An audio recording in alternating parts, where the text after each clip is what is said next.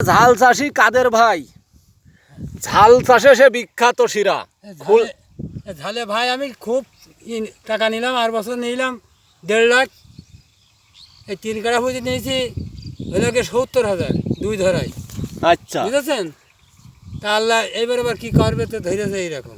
মাশাআল্লাহ, তো বিরাট ঝাল। হ্যাঁ, ঝাল মানে কি ভাই, কি আমার এই ঝালের ক্ষেত্রে আমার সারা জীবনে আমি বীজ নিজে হাতে করে রাখি, রেখে লাগাই। তাই আমার কাছে নিয়েও মানুষ এত বাম্বাসন করে পারে না।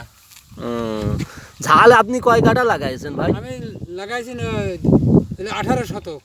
18 শতক, তার মানে 9 কাঠা। 9 কাঠা। ঝালের তো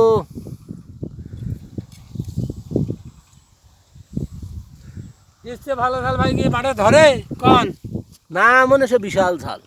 জীবন এক এক গাছে এখনো হাফ কেজি করে ঝাল।